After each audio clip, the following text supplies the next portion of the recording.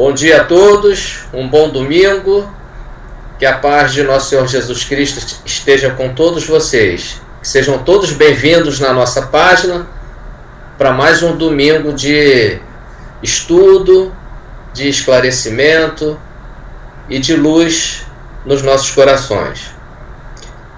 Hoje nós estamos fazendo uma pequena homenagem ao lançamento do livro O Evangelho segundo o Espiritismo, que foi lançado em 15 de abril de 1864. E estamos completando então 157 anos do seu lançamento.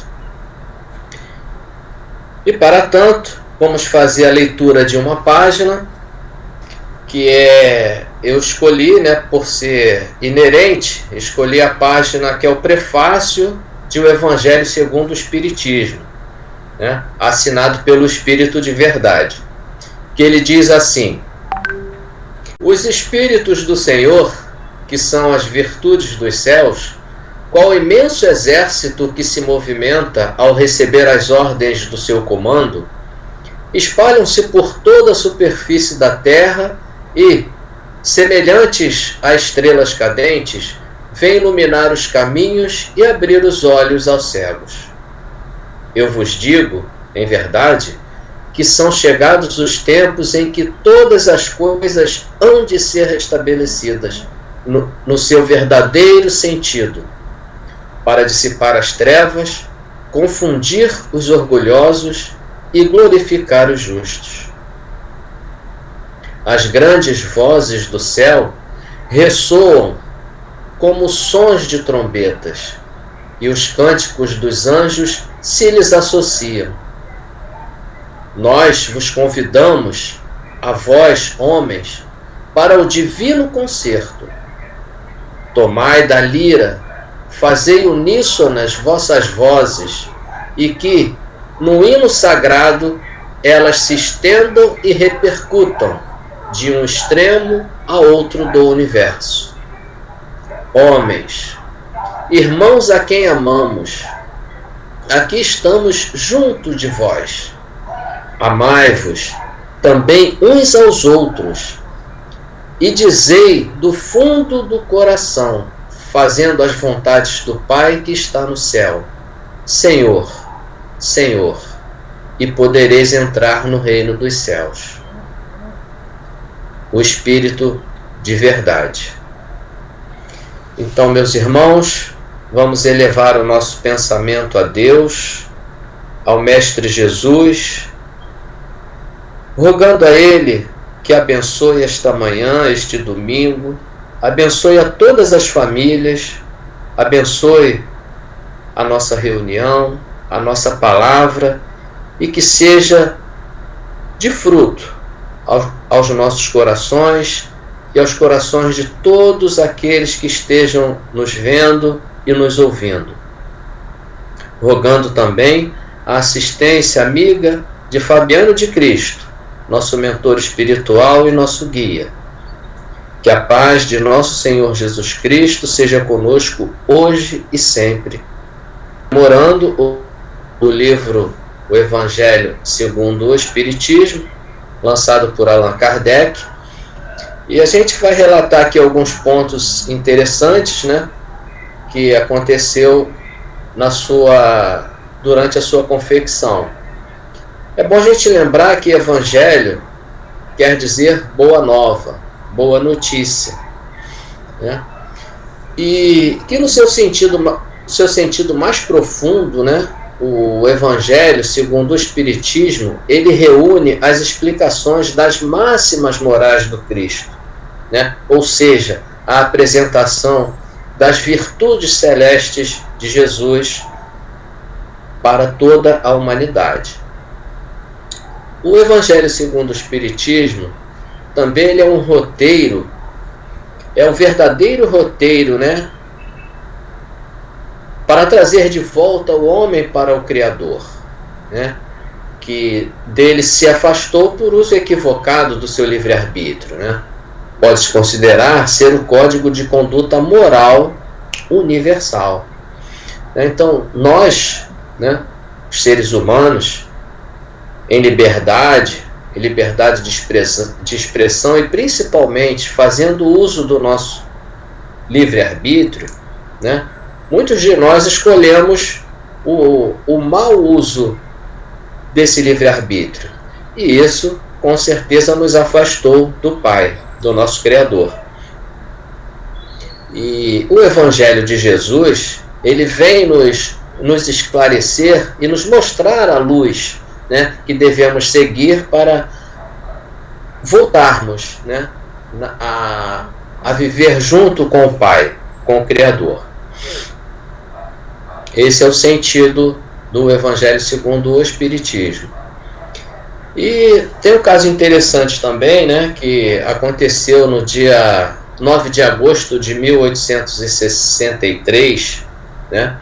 Kardec recebeu uma mensagem através do médium, né, de um médium lá, amigo dele, Senhor, não diz o nome, só a primeira letra, né, desse médium. Então, através desse médium, um dos espíritos da equipe do Espírito Verdade, dizendo para ele que o livro terá considerável influência, pois que são apresentadas questões capitais e que não só o mundo religioso encontrará nele, né, as máximas que lhe são necessárias, como a vida prática das nações obterá dele instruções excelentes,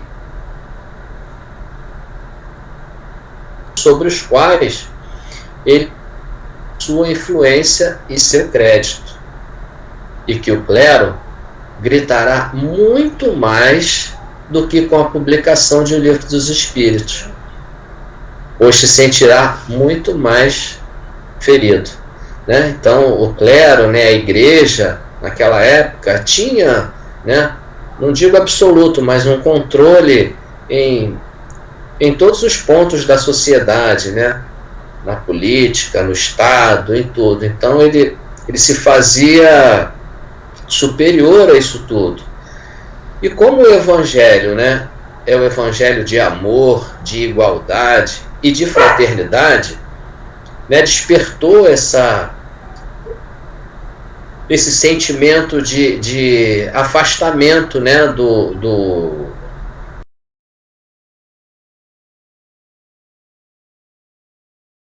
Então, o espírito amigo, ele disse ainda que o clero gritará heresia, né?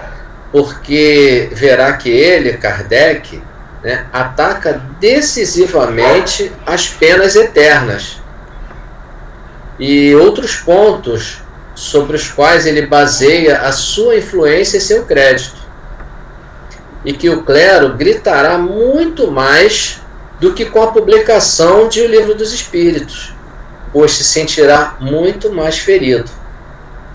Então, a gente sabe que o clero, né, a igreja, ela tinha um controle quase que absoluto em todo o Estado, né, na política e tal. E ele se viu prejudicado, né, se viu ofendido com as verdades que a doutrina espírita estava trazendo, até porque são verdades absolutas que estão no Evangelho de Jesus, né? Nesse código moral universal. E logo depois disso, né, Kardec resolve então viajar para outra cidade para melhor se dedicar ao livro, né, sem sofrer interferências, né, da vida diária dele, né, onde ele morava, né, os amigos que chegavam, e ele precisava estar bastante concentrado e em comunhão constante com os espíritos que o assessoraram na confecção desse livro, que ele preferiu se afastar da cidade. Então ele foi com a sua esposa, Madame Amélie Baudet, né, mas só que ela ficou em outro local, né, numa outra casa, e ele se dirigia para uma outra casa, um recanto onde ele pudesse ficar sozinho, confeccionando o livro, né? E inicia então essa obra, né, de caráter moral universal, né? Recolhia-se ele, e por inspiração também dos espíritos luminares da corte do Espírito Verdade, e por ele também o próprio Espírito da Verdade, né? Porque era uma obra, assim, como a gente já disse, de caráter moral universal. Então era preciso ter ali um assessoramento muito de espíritos muito superiores, né, para que não houvesse nenhum desvio, nenhum erro na confecção deste livro. E há um relato também no livro Obras Póstumas, né, um relato interessante também, né, porque a esposa de Kardec, ela não sabia o que estava acontecendo, porque Kardec não disse a ninguém o que ia fazer, que tipo de livro ia fazer. Ele não comunicou isso a ninguém, né? Então, uma senhorita, né, não tem o nome dela, ela foi a essa cidade para visitá-lo, né? Só que não o encontrou, porque ele estava no trabalho de confecção desse livro. Encontrando ela, então, a esposa de Kardec, né, e elas começaram a conversar, né, e tal, e essa senhorita era médium vidente, né, tinha uma vidência bastante acentuada. A esposa de Kardec, tanto curiosa, né, perguntou para ela: será que você não pode ir em espírito aonde ele está para vê-lo, né? A senhorita, então, de bom grado, ela se recolheu, né, por alguns instantes, e disse que via uma sala, né, disse que via Kardec em uma sala, né, escrevendo uma nova obra, né? Através da mediunidade, ela viu essa cena, e que ele estava cercado de vários espíritos que conservavam a sua saúde. Olha só, os espíritos também ali ajudando ele a manter, né, a saúde dele, porque era um trabalho, né, muito cansativo, né, e ele provavelmente não tinha, assim, muito tempo para ficar se alimentando, então a sua saúde ficava um pouco debilitada, mas esses espíritos o auxiliavam nesse sentido, né? E ela diz também que havia um espírito também que parecia ser bem superior aos outros, né? Que ele até recebia deferências dos outros espíritos, né? Então a gente, né, acredita assim que possa ter sido o Espírito da Verdade, né? Então esse é um fato também interessante que aconteceu, né? E inclusive até a esposa de Kardec, a Amélie Baudet, ela pergunta: mas qual é o livro? Aí ela só disse assim: olha, o livro, eu estou vendo uma palavra assim, evangelho, né? Então foi esse um relato assim, né, interessante, que aconteceu lá durante a confecção do Evangelho segundo o Espiritismo, né? E um outro fato também interessante é que, a princípio, né, Kardec chamou o livro, deu o título, né, de Imitação do Evangelho, né? Ele deu esse livro. Não diz a razão, o motivo por que Kardec intitulou assim, mas ele continuou escrevendo o livro, né, assessorado por esses espíritos luminares. E depois de pronto, Kardec enviou a uma gráfica de um amigo seu, que tem o nome dele, Senhor Didier, né? Um grande amigo dele, que também não sabia da confecção dessa obra, né? Ninguém sabia que Kardec escrevia essa obra. Então, antes de editar, né, esse amigo dele, o Senhor Didier, ele observou bastante o livro, analisou chamou alguns outros amigos também para fazer essa análise juntos, né? E depois ele conversando com Kardec, né, orientou a trocar para o título, né, do livro para o Evangelho segundo o Espiritismo, né? Mas também não diz a razão, né? E Kardec, de bom grado, aceitou. Quer dizer, a gente acredita também que todos tenham sido ali orientados, né, intuídos por essa espiritualidade superior, né? E a gente destaca também, né, que o Evangelho segundo o Espiritismo, ele se divide em 5 partes, né? A primeira parte são os atos comuns da vida de Cristo. O segundo, né, os milagres. Terceiro, as predições. Quarto, as palavras que foram tomadas pela Igreja para fundamento dos seus dogmas. E quinto, o ensino moral. Então, o Evangelho segundo o Espiritismo se divide em 5 partes ditas agora. E a partir de então, né, de 15 de abril de 1864, foi lançado o Evangelho segundo o Espiritismo, que brilha e brilhará para todo sempre, como um raio de sol para toda a humanidade. Evangelizar, fazer compreender as leis de Deus por meio dos ensinamentos de Jesus, né? É o guia de conduta moral universal. Então, evangelizar é o que todos nós necessitamos, de nos evangelizar e, de uma forma bem simples e humilde, ajudar também a evangelização dos nossos irmãos, daqueles que convivem conosco.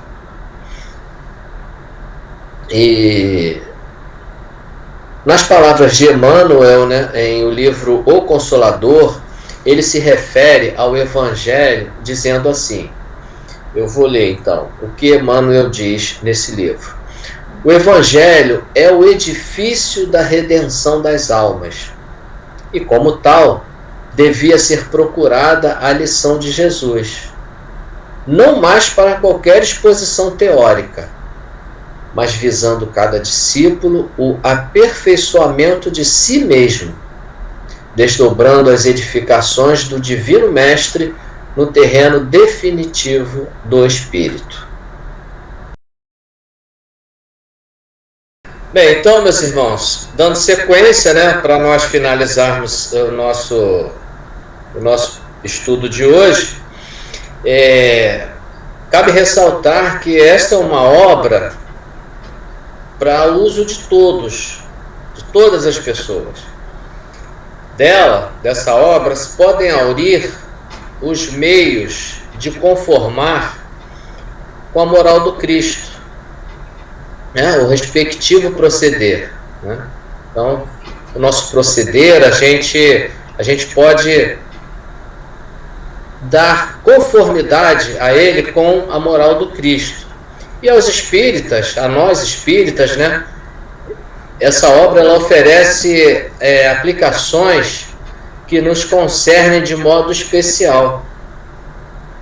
Graças às relações estabelecidas, né, permanentemente entre nós, homens encarnados, né, e o mundo invisível, a lei evangélica que os próprios espíritos ensinaram em todas as nações, já não será mais letra morta, né? Porque a gente já tem a comprovação e a vivência daquele assunto, daquele tema. E porque cada um de nós compreenderá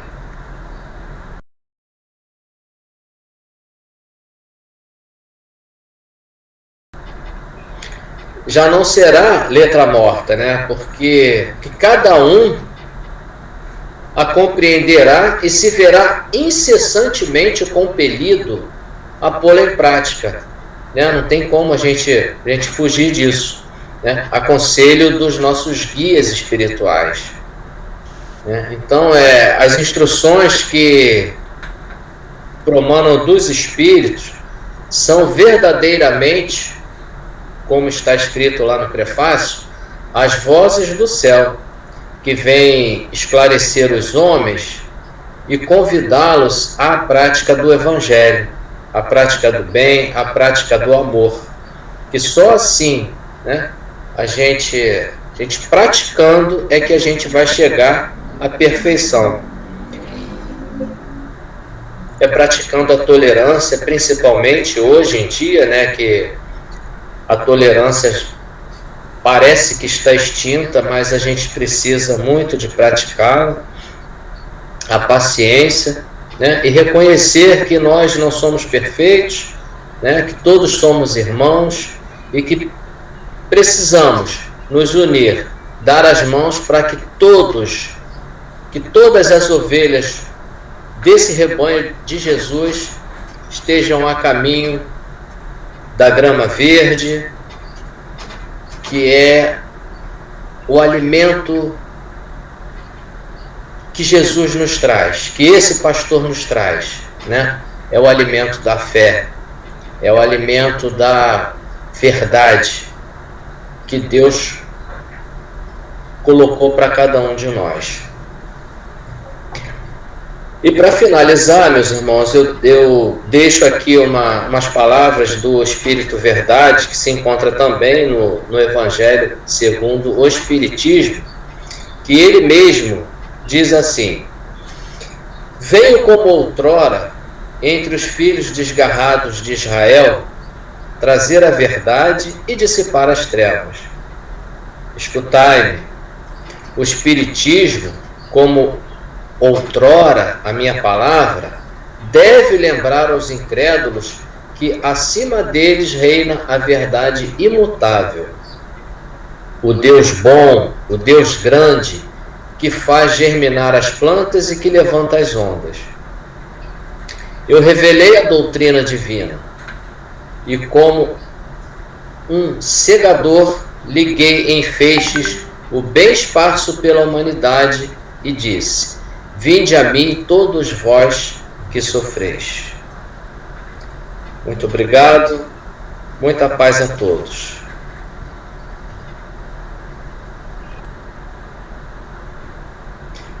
Então, meus irmãos e amigos, finalizando o nosso pequeno trabalho de hoje, nós vamos finalizar com a nossa prece.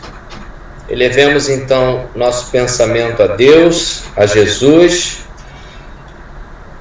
agradecendo ao Sublime Mestre pelo presente que nos deu do seu Evangelho, dos seus exemplos, e que hoje, com certeza, é a luz, é o farol das nossas vidas.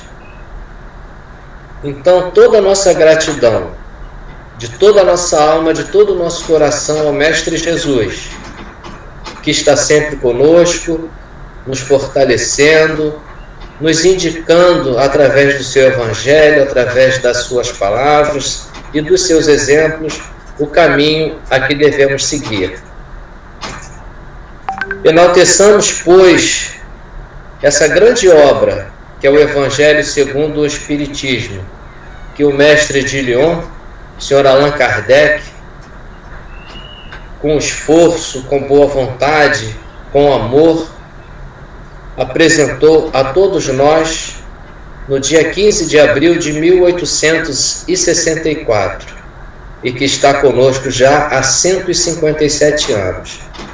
Não esqueçamos jamais de Allan Kardec, que é o nosso mestre, é o nosso guia, que fará de nós também uma luz no futuro. Que assim seja, graças a Deus.